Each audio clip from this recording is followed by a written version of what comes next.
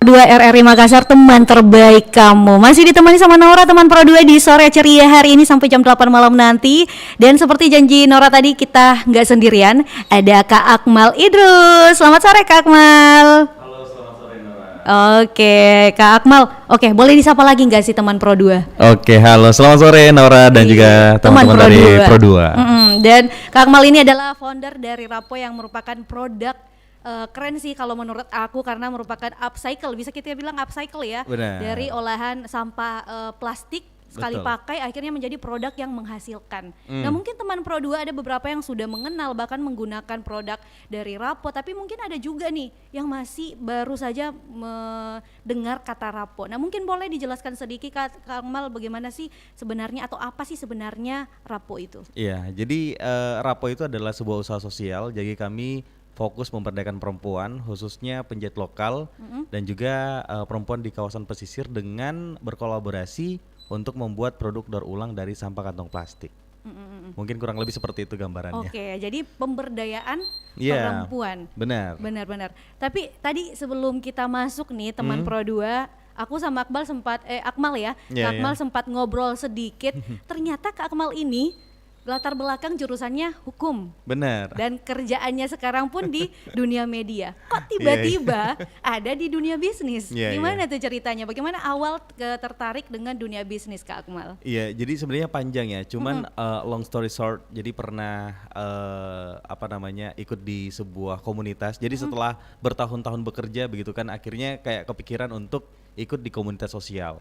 Jadi setelah di komunitas sosial, disitulah kepikiran untuk membuat sebuah ide bisnis, tapi ide bisnisnya yang berbeda gitu kan. Jadi dari situlah kayak kepikiran bisnis apa gitu ya, karena ternyata tuh di luar Makassar itu udah banyak banget bisnis, tapi bisnisnya itu bukan purely bisnis, tapi memang bisnis-bisnis yang punya impact gitu kan. Nah kayak itu membuat saya tuh langsung jatuh cinta dengan ide bisnis yang seperti itu. Makanya coba riset apa yang bisa dilakukan, akhirnya kepikiran lah untuk fokus di sampah plastik sebenarnya. Jadi awalnya masih bingung sebenarnya harus mengelola sampah plastik jenis apa. Akhirnya sampah kantong plastik karena itu jenis sampah low value. Jadi low value itu artinya apa? Dari semua jenis sampah plastik yang paling rendah nilainya itu kantong plastik karena nggak ada yang olah. Akhirnya banyak pengepul atau pemulung atau payabo-yabo itu yang nggak mau kumpulkan sampah kantong plastik karena nilainya rendah. 1 kilogram hanya Rp250. Wow. Kayak gitu. Dan kalau dipikir sampah plastik yang paling lama terurai Bener, juga ya. Mungkin itu iya. salah satu pilihan Kak Akmal memilih kantong plastik sekali pakai sebagai bahan nih. Betul, untuk betul. jadi ide bisnis. Tapi Kak Akmal kalau kita flashback kemarin saat berdiri Rapo ini dari tahun? Kita di tahun 2020, jadi COVID-19 Benar. babies. Banget pas COVID-19. Benar, Ini iya. gara-gara COVID-19 akhirnya kepikiran bisnis karena lagi kosong juga bisa dibilang Betul. saat itu pemberhentian banyak aktivitas. Banyak aktivitas. Jadi itu juga menjadi salah satu alasan. Iya betul Nora, jadi ingat sekali waktu itu karena masih kerja di media waktu itu, jadi setelah siaran, setelah liputan kan banyak waktu yang kita tidak bisa manfaatkan untuk keluar gitu kan, akhirnya berpikir aduh kalau seperti ini terus juga pandeminya tidak tahu sampai kapan, waktunya banyak yang terbuang sia-sia. Akhirnya coba riset-riset dari internet, cari banyak referensi gitu kan. Tapi sebenarnya idenya ini sudah ada sebelum pandemi. Oke. Justru pandemi ini jadi trigger gitu untuk punya waktu, karena biasanya kan hektik harus nongkrong Benar, misalnya, benar. harus ketemu siapa, ketemu ini, ketemu itu gitu kan. Nah pandemi jadinya tuh bisa banyak waktu untuk kita trial and error dan akhirnya memang sih pandemi itu ada dua hal. Jadi mungkin aspek negatifnya juga banyak, tapi di sisi lain positifnya juga banyak, termasuk saya pribadi tuh merasakan dampak positifnya juga gitu. Betul. Akhirnya punya waktu luang Iya. untuk menjalankan bisnis yang mungkin awalnya coba-coba aja. Nah, benar. akhirnya sekarang menjadi besar Rapo Indonesia. Nanti kita bahas Amin. lagi juga teman Pro 2 di mana apakah Rapo ini cuma ada di Makassar atau ada di luar daerah, nanti kita spill juga. Tapi sebelumnya nih, untuk karya pertama dari Rapo itu dapat idenya dari mana sih, atau mungkin pure yang bikin awal produk itu Kak Akmal atau dibantu sama ada orang nih yang memang di Iya. belakang layar? Jadi benar-benar dari awal itu sendiri, karena bisa dibilang ide ini adalah ide sesuatu yang baru dan memulai jalan yang baru dan berbeda tentu tidak sama dengan kita menemukan sebuah langkah yang itu sudah mainstream gitu kan. Jadi mau nggak mau harus survive sendiri, dan kalau ditanya inspirasinya dari mana, berawalnya tuh dari masalah gitu kan, masalah sampah plastik, terus cari tahu bisa diolah seperti apa, nemulah beberapa startup yang ada di luar negeri seperti di Mesir, di Amerika, yang memang ternyata mereka udah lebih dulu concern gitu kan dengan isu ini. Akhirnya coba-coba gitu kan, kayak ngelihat bagaimana prosesnya mereka. Awalnya kita coba menggunakan setrika, dan akhirnya sekarang udah bisa pakai mesin, alhamdulillah kayak gitu. Tapi untuk penggunaan setrika di awal kan untuk merapikan produk plastiknya Iya, supaya bisa betul. diolah menjadi sesuatu yang bernilai finansial. Betul. Itu berapa lama sampai akhirnya beralih ke mesin yang memang sudah gampang untuk digunakan? Jadi di awal kan ini kita masih produk testing lah istilahnya, masih buat prototyping. Jadi kayak nggak tahu apakah produk daur ulang ini akan diterima, apakah secara bisnis ini akan sustainable atau berkelanjutan. Jadi kayak masih ragu-ragu untuk menginvest langsung beli alat yang mahal gitu kan. Jadi kalau menurut saya kalau ketika kita melihat sebuah bisnis, memang kita harus step by step dulu nih. Jadi nggak bisa langsung harus semuanya lengkap. Tapi prosesnya itu kita bisa banyak belajar karena bisnis itu gitu. Kalau kita memulai dengan sederhana, dengan model yang kecil, mungkin juga konsekuensinya kecil. Tapi kalau modelnya besar pasti juga ininya besar gitu. Nah dari situ awalnya kita masih coba-coba pakai setrika. Jadi kayak kita mau tahu kualitasnya. Kalau kita pakai setrika sama plastik ini dipres, apakah ini awet dipakai gitu kan? Apakah ini bisa dijahit? Terus ternyata kita nemu formulanya, maksudnya formulanya dari berapa jenis lembar sampah kantong plastik yang kita tumpuk, berapa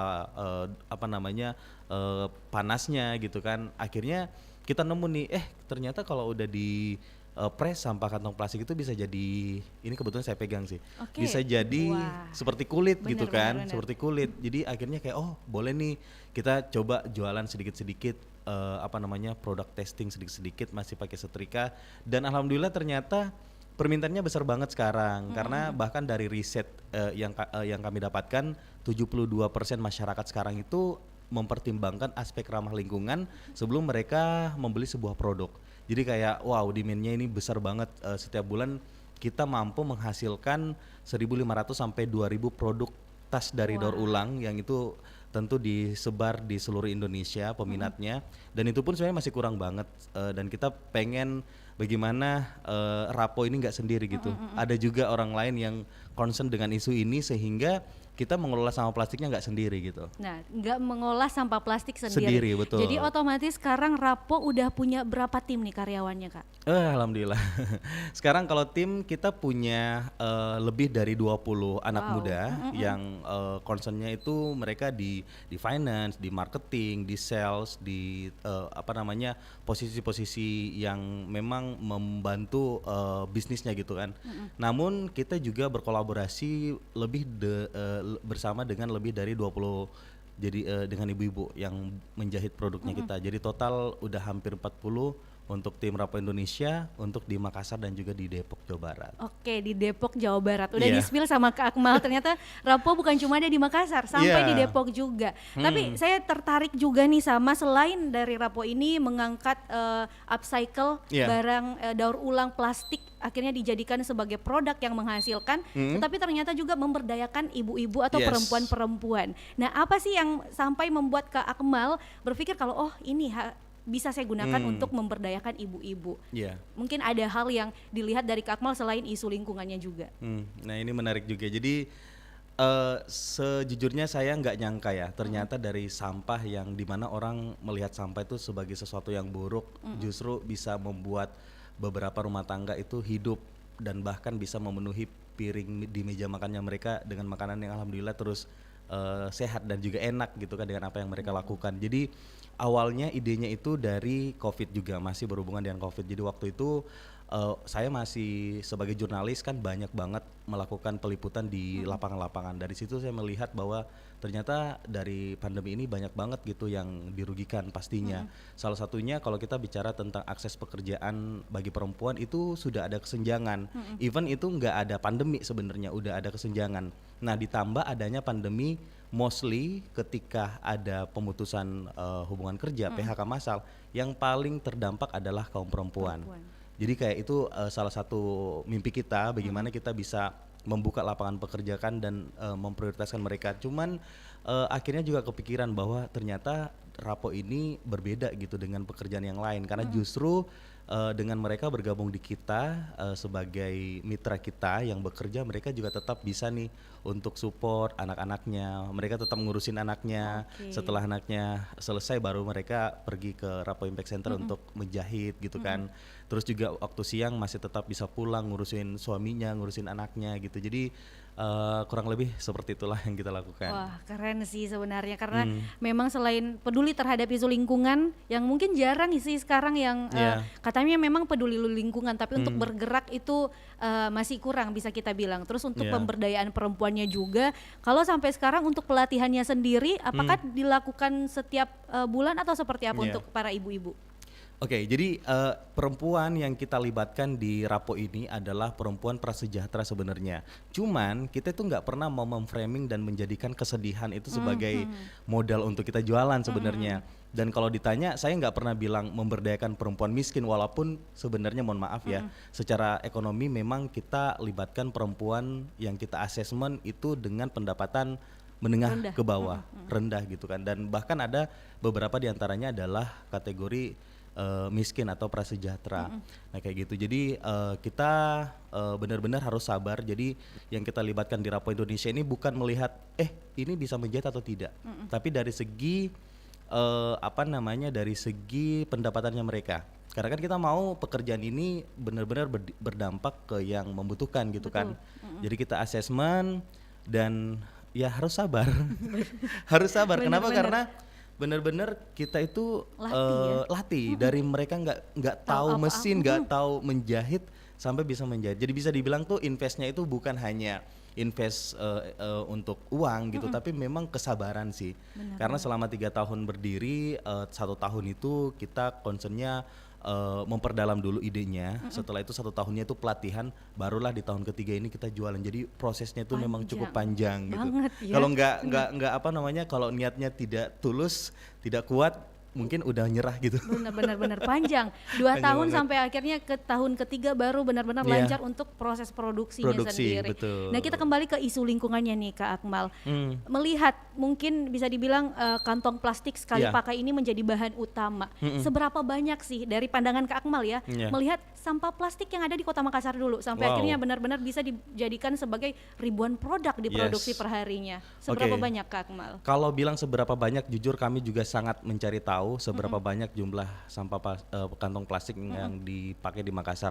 Tapi saya bisa kasih gambaran bahwa yang pertama dari segi regulasi, syukurnya sekarang udah ada kebijakan dari pemerintah untuk pengurangan sampah plastik yang baru diterapkan beberapa bulan yang lalu.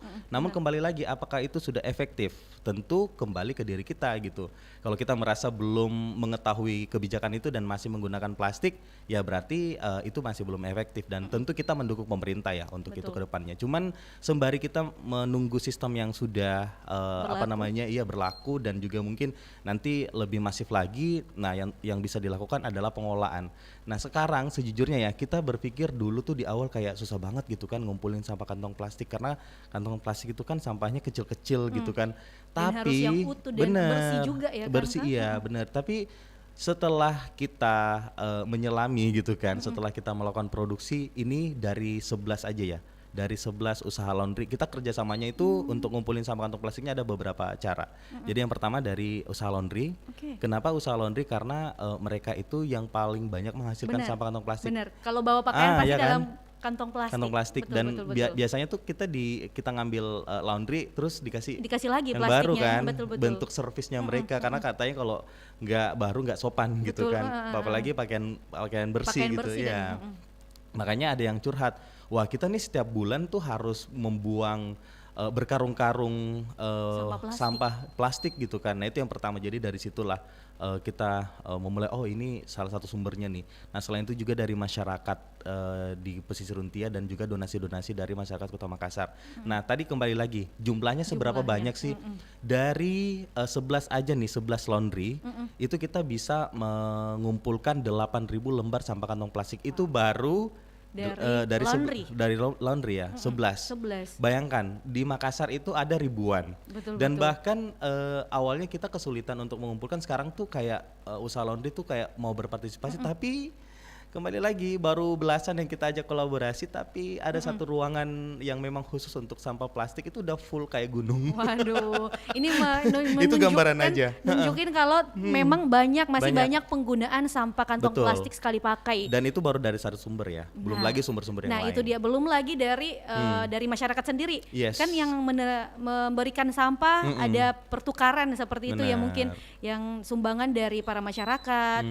Benar-benar banyak juga ya, lumayan, meskipun Banyak. sekarang pemerintah sudah memberlakukan tidak menyediakan beberapa di market-market Yes. kantong plastik satu kali pakai, tapi ternyata menunjukkan bahwa masih banyak juga nih plastik-plastik yang muncul ya, yang digunakan sama masyarakat khususnya di Kota Makassar sendiri. Iya. Nah, tapi melihat dari banyaknya sampah kantong plastik sekali pakai yang dikumpulkan, apakah itu justru memberi banyak keuntungan juga dari segi bisnis ya Kak Akmal? Kita bicara dari segi bisnisnya atau bagaimana Kak Akmal? Iya, sebenarnya dari sampah dari sampah plastik ini tentu melalui sebuah ide yang kami lakukan, sampah itu perspektifnya jadinya berbeda gitu kan. Jadi ketika sebelum mungkin ada ide Rapo Indonesia ini, pasti kita melihat sampah plastik ini meresahkan. Justru sekarang kami melihat sampah plastik ini adalah sebuah hal yang mungkin menguntungkan bagi kami, tapi mungkin ada juga nih Nauraya yang skeptis gitu. Oh Rapo mengelola sampah kantong plastik, berarti kalau Rapo beli sampah plastik dari masyarakat misalnya, orang-orang bakalan Cari kantong plastik. iya, atau menggunakan kantong plastik. Ya, selalu kami tekankan bahwa Rapo itu selain mengelola, ini juga mengedukasi. Dan kalau kita bicara tentang sampah plastik ya, tentang penggunaan plastik, daur ulang itu ada di level paling terakhir. Oke. Jadi kalau ada dulu nih tahap di atasnya, kita edukasi digunakan kembali, atau kalau memang nggak penting jangan dipakai gitu kan. Jadi jangan dipakai, dipakai ulang barulah didaur ulang gitu. Jadi memang kita terus juga mengedukasi. Dan ditanya, berarti nanti kalau nggak ada kantong plastik berarti udah nggak ada Rapo. Nah ini menarik juga, karena banyak yang bilang begitu, sering banyak banget yang tanya. Jadi Aku pun kepikiran sama yang aku pun ke arah situ. Saya juga ke arah situ. Kalau nggak ada kantong plastik ya bisnisnya udah selesai ya kan. Gimana tuh Kak Akmal? Yang pertama, sampah kantong plastik yang sudah dihasilkan bertahun-tahun silam itu masih banyak. Benar. Rapo sendiri bergerak bahkan 10 tahun, 20 tahun pun tidak akan bisa mengolah seluruh sampah plastik yang telah kita hasilkan.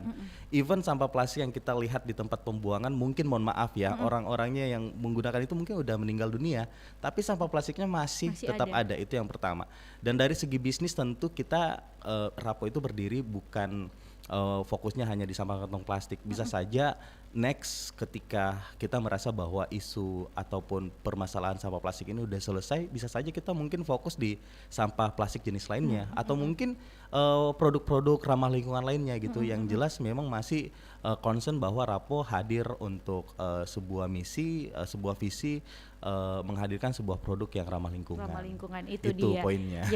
Jadi mungkin bisa dibilang sampah plastik tidak akan hilang, ya kantong plastik itu tidak akan hilang, tapi bisa kita daur ulang. Daur ulang. Itu benar. yang paling penting. Dan teman Pro 2 nanti kita pastinya bakal balik lagi karena ini semakin seru juga cerita tentang Rapo. Kira-kira mungkin teman Pro 2 juga penasaran kok namanya Rapo dari kata plastik. Iya. Tapi nanti di skill ya Kak Akmal, kenapa namanya Rapo? Rapo ini dari kata apa? Jadi teman Pro 2 wajib stay tune terus di 96,8 FM Pro 2 RN Makassar, teman terbaik kamu.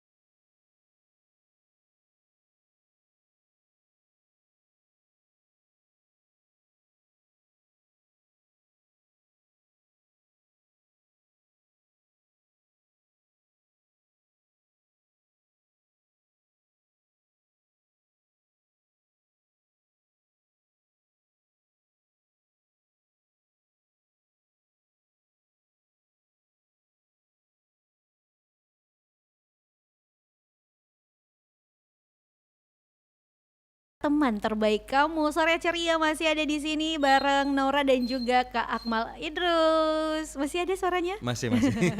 Kita masih ngomongin bisnis usaha yang ramah lingkungan yang jarang Yes. banget mungkin kita temuin sekarang. Kak Akmal keren sebagai foundernya bisa bertahan sampai sekarang ini di Rapo. Nah mungkin teman Pro2 bingung nih, Rapo ini artinya apa sih? Mungkin ada filosofinya sendiri, bisa dijelaskan Kak Akmal? Iya. Kira-kira Nora kalau dengar kata rapo kepikirannya bahasa apa? Rapocini mungkin. Rapocini. Langsung ke situ ya. Atau kalau di Makassar garapo gitu ya. Garopo. Apa iya garopo ya kan. Apa nih aku nggak kepikiran Iya, apa-apa kalau rapo ini apa nih Kak?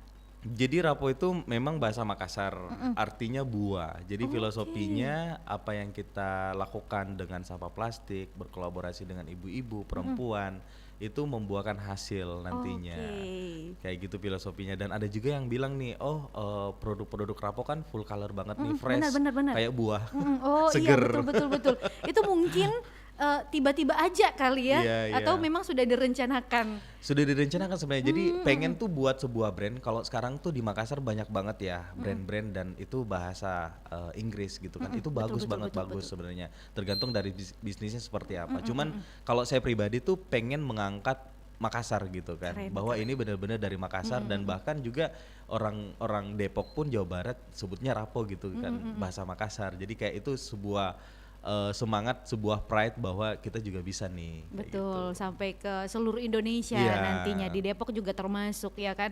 Dan untuk kita kembali ke isu lingkungannya juga Iya, nih, kita kembali ke sampahnya lagi yang memang menurut Nora ini menarik banget untuk kita bahas ke Akmal, karena kalau kita lihat di lingkungan sekarang banyak sih sebenarnya usaha-usaha dari teman Pro2 juga selain mungkin menggunakan tumbler di zaman Iya. sekarang. Nah salah satunya mungkin penggunaan produk dari Kak Akmal. Nah untuk itu banyak teman-teman Pro2 yang mau tanya berapa sih kisaran harganya, apakah semahal produk, karena kan kalau teman Pro2 lihat Instagram itu memang kalau dari Nora keren nih karena full color, cocok banget untuk Iya. anak muda zaman sekarang. Apakah harganya akan sangat-sangat memeras dompet kita sebagai anak muda, atau selain ramah lingkungan tapi juga ramah dompet nih Kak Akmal, Iya. gimana? Jadi kalau harga, kita bicara soal harga itu tiap orang beda-beda ya. Kita nggak bisa memastikan bahwa Ini mahal ini murah gitu kan. Cuman kalau kalau produk rapo kita mulai dari 50 ribuan itu ada gitu. Oke. Jadi bervariasi. Namun ini juga menarik sebenarnya Nora ya. Jadi banyak yang bilang wah produk daur ulang ini atau ramah lingkungan pasti mahal. Benar. Atau eco-friendly products pasti mahal gitu kan. Betul. Nah sebenarnya kembali lagi setiap produk itu kan ada prosesnya. Kalau misalnya nih produk daur ulang itu kan kita prosesnya panjang. Dari sampah plastiknya kita harus punya tim waste management untuk mengumpulkan itu. Betul. Terus dicuci lagi, dibersihkan lagi, di-press lagi. Misalnya jadi prosesnya tuh panjang banget. Jadi benar-benar handmade gitu kan dibuatnya. Jadi bisa dibilang ya kita memberikan harga sesuai dengan prosesnya juga ya kan? gitu kan. Betul. Tapi sebenarnya kalau Rapo Indonesia dibandingkan dengan produk-produk yang ramah lingkungan lainnya, kita positioningnya selalu mengambil harga di tengah-tengah. Betul. Karena menurut Nora juga itu worth it juga untuk 50 ribu dengan produk yang keren, bisa dipakai di multi segala tempat, jalan oke, kerjaan oke ya kan Kak Akmal. Karena kita mau bagaimana produk ramah lingkungan ini juga bisa menjangkau semua segmen sebenarnya. Tapi juga kita nggak mau jual murah.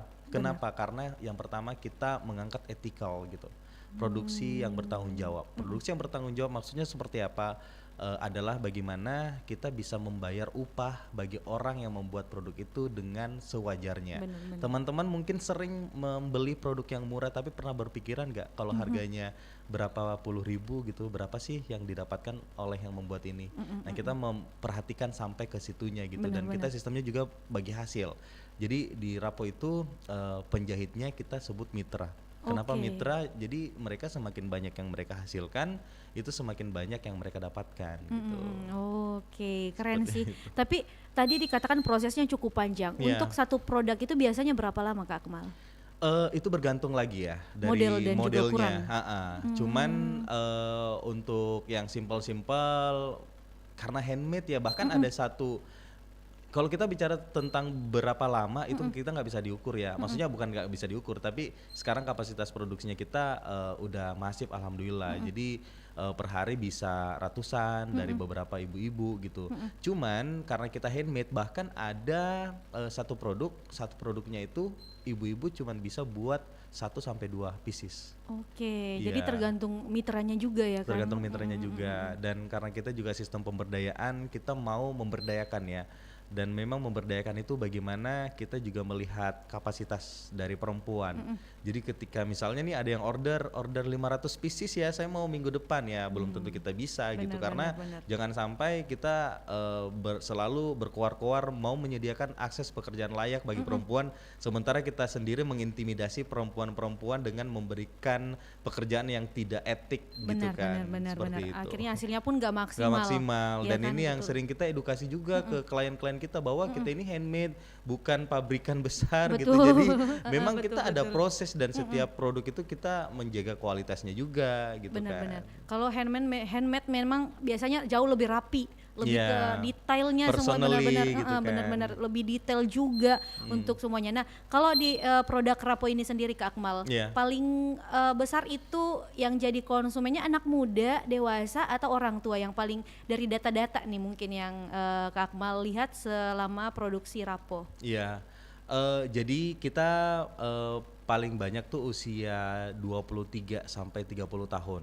Anak Dan muda. iya, anak muda, dan kita sekarang fokus untuk penjualannya itu di bisnis to bisnis. Jadi memang kita kerjasamanya dengan perusahaan-perusahaan yang butuh official merchandise yang eco friendly gitu kan, dan ternyata peminatnya cukup banyak gitu. Dan saya berharap nih bukan hanya Rapo, tapi yang dengar hari ini semoga bisa menguatkan hatinya juga untuk bisa membuat sebuah bisnis yang berkelanjutan, yang ramah lingkungan, karena itu demand-nya banyak banget. Rapo di Makassar bahkan masih belum bisa memenuhi permintaan-permintaan, dan paling banyak tuh kita memang dari Jakarta dan Bali, karena bisa dibilang dari risetnya kita juga ketika satu kota itu pemahamannya lebih tinggi terhadap lingkungan gitu kan, disitulah fokus yang paling banyak membeli.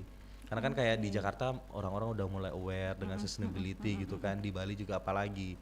Dan kalau di Makassar awalnya susah gitu kan, cuman dengan banyaknya kampanye-kampanye, dengan banyaknya sekarang juga bermunculan produk-produk yang ramah lingkungan, akhirnya juga udah mulai nih meningkat. Udah gitu. mulai terbuka ya pikirannya, bisa Iya. dibilang seperti itu. Tapi seperti yang dikatakan Kak Akmal tadi, untuk para pebisnis di luar sana, untuk tetap kalau punya bisnis harus tetap teguh ya. Nah, Iya. 3 tahun menjalani Rapo ini, di perjalanannya apa yang ada mungkin tips atau apa sih yang Kak Akmal lakukan supaya tetap bisa bertahan selama proses 3 tahun yang panjang banget, di tahun ketiga baru bisa produksinya lancar nih Iya. Kak Akmal? Menurut saya ketika kita ingin melakukan sesuatu, kita harus tahu dulu nih apa goalsnya kita. Karena ketika kita tahu goals kita, ketika kita jatuh kita tahu, oh kita maunya ke sana. Memang untuk ke sana tuh kita harus jatuh dulu, kita harus terseok-seok dulu gitu kan. Dan itu yang membuat kita bertahan. Tapi kalau kita tidak punya tujuan, ada satu masalah yang mungkin tidak bisa kita hadapi, kita akan menyerah.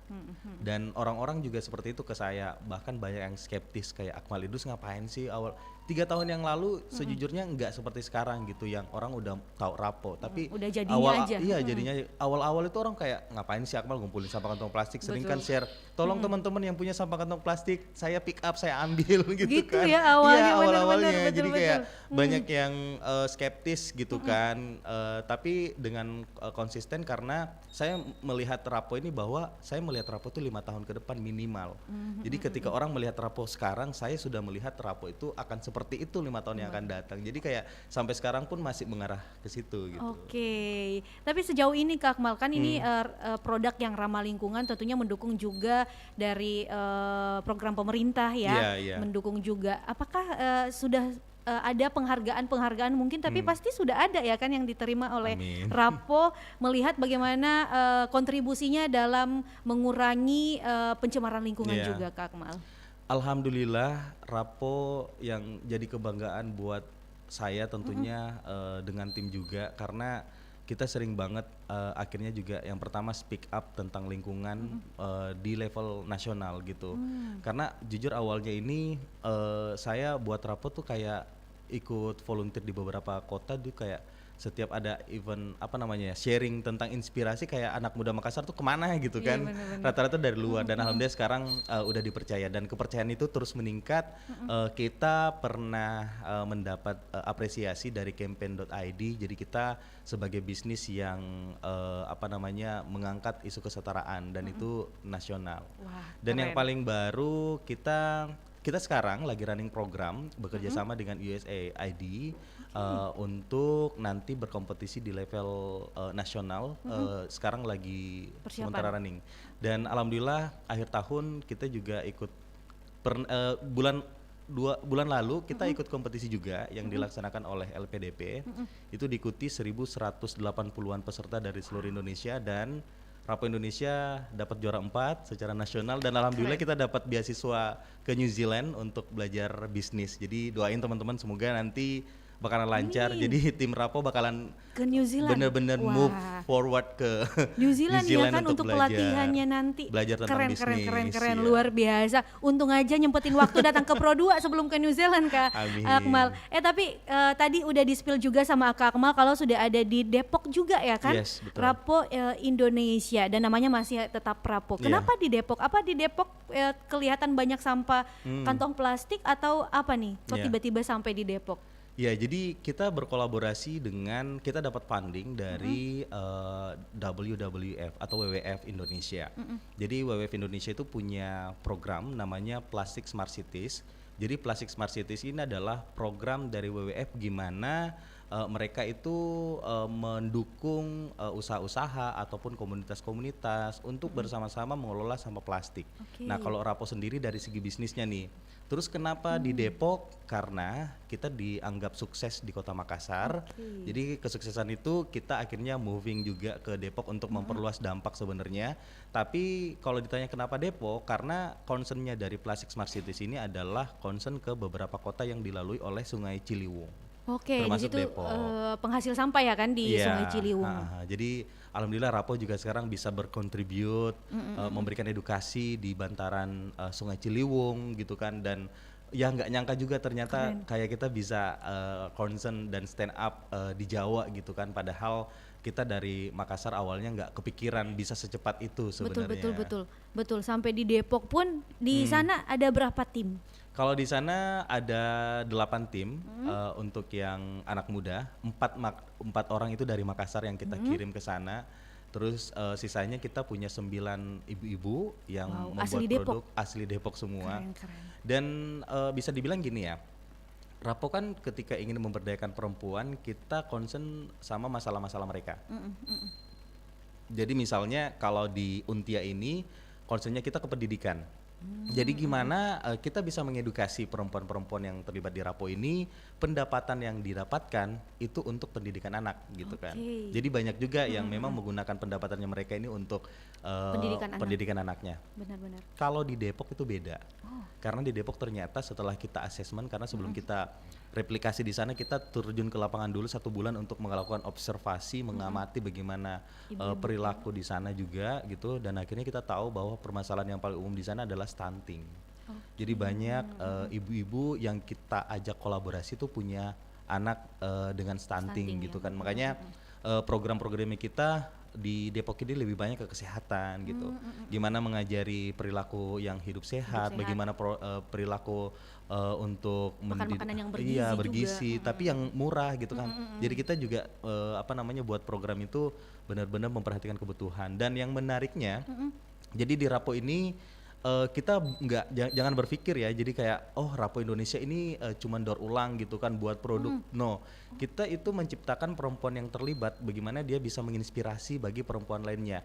Paling tidak tuh di keluarga mereka, karena kita percaya bahwa perempuan ini adalah yang paling berperan dalam pengasuhan anak. Yang paling walaupun sebenarnya kita berharap kolaborasi dengan suami pastinya ya, cuman perempuan tidak kalah pentingnya gitu kan. Jadi kita mau sih perempuan-perempuan ini bisa menginspirasi. Makanya di Rapo kita selama 1 tahun di Depok misalnya yang di Jawa Barat ini kita pelatihan dulu Jadi pelatihan itu Oke. benar-benar mereka tuh kayak kuliah. Dari jam 9 sampai jam 5, dari Senin sampai Jumat mereka Wow. datang. Jadi ini aku ceritain sedikit ya, Boleh. aktivitas ibu-ibunya itu pun yang kita lakukan sebelumnya di Untia sebelum kita produksi. Produksi. Jadi istilahnya mereka harus wisuda dulu nih. Waduh, panjang juga, cukup Iya, panjang juga. harus sabar. Keren. Jadi jam 9 mereka datang, mereka itu kita punya namanya aktivitas pagi. Aktivitas pagi ini ada journaling, ada shout out atau bersyukur ke yang lain. Jadi kita juga latih untuk perempuan ini bisa berbicara, bisa menyampaikan, karena kita tahu bahwa perempuan-perempuan yang tidak berada di level tertentu itu sulit berkomunikasi. Terus kita juga ada meditasi, ada olahraga itu pagi, jam 9 sampai jam 10. Jam 10 sampai jam 12 itu kita punya sesi workshop, jadi pelatihan menjahit. Habis itu mereka jam 12 sampai jam 1 istirahat, bisa pulang ke rumah, ngurusin anaknya, jemput anaknya, segala macam. Terus habis itu mereka kembali lagi ke Rapo Impact Center, nama produksinya, tempat produksinya kita. Makanya kenapa kita selalu nyari tempat rumah produksi benar-benar di pusat aktivitas ibu-ibu, ibu-ibu itu, aktivitas karena kita ibu-ibu. mau itu dijangkau. Gampang untuk Iya, diakses dan dijangkau. benar. Terus jam 1 lagi sampai jam 3 itu workshop tahap kedua.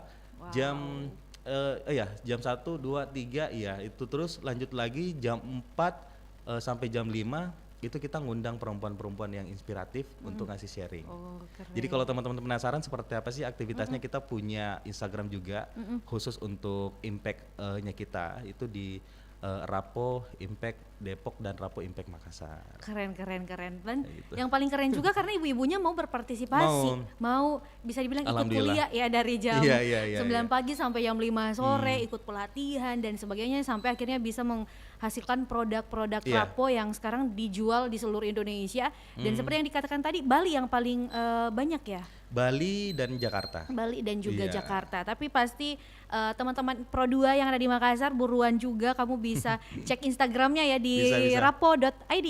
Di Rapo.id, betul. .id kamu bisa lihat semenarik apa dan secantik apa produknya. Tapi Kak Akmal, melihat kesibukan Kak Akmal juga yang sekarang ini kerja di media dan fokus bisnis dan juga tentunya tetap fokusnya di pemberdayaan perempuan dan tentang isu lingkungan juga. Bagaimana membagi waktu nih Kak Akmal? Apa keteteran atau seperti apa? Yang jelas pasti harus punya time management sih. Maksudnya kita punya waktu, berarti waktu beraktivitas itu biasanya kan jam 9 sampai jam 5. Jadi kalau saya sih udah mengestimasi itu dan udah tahu malamnya itu besok harus ngapain. Oke. Jadi kayak udah ada pakai Google Google Calendar, itu udah diatur time by time harus kesana jam berapa, jadi semuanya bisa termanage. Jadi Udah kalau misalnya terhandle ya kan? ada yang bertabrakan ya udah berarti kita harus memilih gitu. Itu sih, jangan jadi people pleaser semuanya. Tiba-tiba. Kita mau kemana diajakin ini diajakin itu, semuanya pergi gitu kan. Oke, Kayak gitu gas sih. lah. Kalau istilah nama Makassar, gaskan. Gaskan. Aja. Nah, Kak Akmal, apa sih sebenarnya tantangan yang paling dirasakan Kak Akmal dari bisnis Rapo ini? Entah apakah dari sampahnya atau dari proses pemberdayaan perempuannya sendiri, Kak Akmal? Wow, kalau dibilang tantangan ini curhat sampai besok nih. Nggak apa-apa, kita buka 24 jam buat Kak Akmal. Oke, cuman banyak banget sih tantangan. Yang paling penting tuh dari segi tim.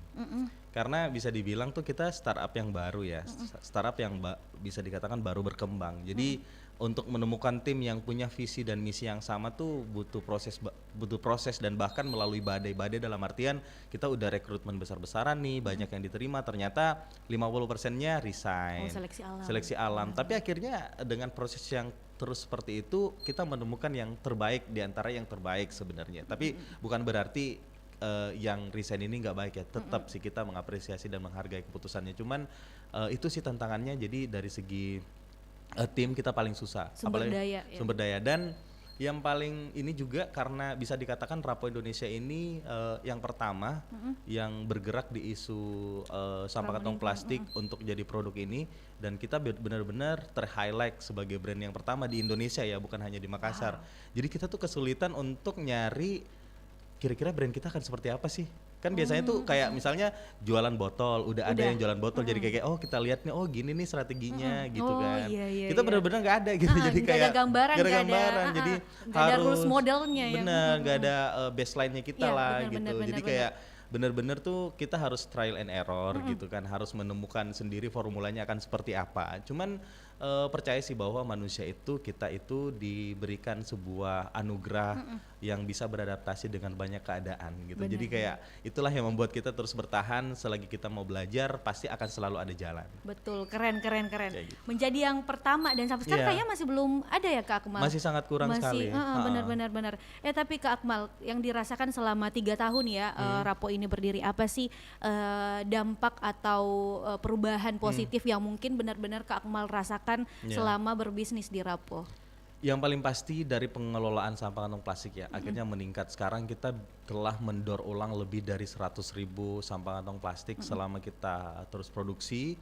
Dan selain itu juga impact dari segi soft skill, kita aktif gitu kan, memberikan pelatihan kepada perempuan-perempuan, bukan hanya di Rapo Impact Center atau mitra-mitra kita, tapi di semua perempuan yang mau belajar dengan kami sering banget ikut atau adakan workshop.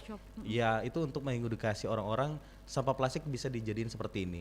Dan kita kasih pemahaman dasarnya untuk mereka bisa kembangkan. Dan alhamdulillah sekarang udah banyak banget. Kita bahkan pernah bekerja sama dengan salah satu perusahaan taksi terbesar. Jadi mereka punya istri karyawannya, kita ajarin untuk buat produk daur ulang di Jakarta gitu kan. Terus juga di yang anak-anak muda yang keren-keren di Jakarta juga di Kemang kita juga sering ngadain. Jadi kayak semua segmen kita masukin, kayak anak muda lu bisa gitu kan. Ibu-ibu. Jadi ibu-ibu semuanya gitu. Bahkan sampai ke bapak-bapak juga sekarang udah mulai tertarik juga ya. Ya. Keren sih, Nah, benar-benar. itu sih. Bagus banget ini untuk anak muda di luar sana, sebagai inspirasi juga, mumpung juga ini masih Rapo nih yang memproduksi sampah, olahan sampah satu kali pakai ya, untuk benar. plastiknya sendiri. Nah Kak Akmal, ada nggak sih inovasi-inovasi selanjutnya untuk produk-produk Rapo selain bahan dasarnya ini kantong plastik sekali pakai, atau seperti apa Kak Akmal? Tentu ada, karena kita tuh pengennya tuh bukan hanya mengelola sampah kantong plastik. Jadi pengen juga tuh sampah jenis lain tuh ada sesuatu hal yang baru dan memang bermanfaat gitu. Cuman inovasinya apa nanti? Biar penasaran. Oke, biar dibikin penasaran ya. Pokoknya tapi keren banget sih untuk Kak Akmal Idrus dan juga Raponya, bisnis Raponya makasih. ini yang sudah sampai di Depok. Kita doain ya teman Pro 2 supaya bukan cuma ada di 2 kota ini, tapi di tempat-tempat lainnya, karena memang sangat membantu selain untuk ramah lingkungan juga, terus pemberdayaan perempuan-perempuan yang ada di kota-kota besar apalagi juga ya. Dan terima kasih banyak Kak Akmal yang sudah meluangkan waktunya hari ini. Kita dibatasi sama waktu, padahal banyak banget yang mau kita bicarakan hari ini ya. Sekali lagi terima kasih, dan untuk teman Pro 2 yang mau produknya langsung di DM di Instagram atau di e-commerce lainnya ya udah tersedia. Bisa di e-commerce, kita ada di TikTok Shop, bahkan ada di Tokopedia, ada di Shopee, ada, dan namanya Rapo Indonesia. Rapo Indonesia. Buat kamu yang masih penasaran ini gambaran dari Rapo seperti apa, boleh follow Instagramnya di @rapo.id. Sekali lagi terima kasih Sama-sama, untuk makasih banyak. Kak Akmal dan juga tim yang bertugas di Rapo. Sehat terus dan selalu menghasilkan produk yang ramah lingkungan. Thank you. Terima kasih.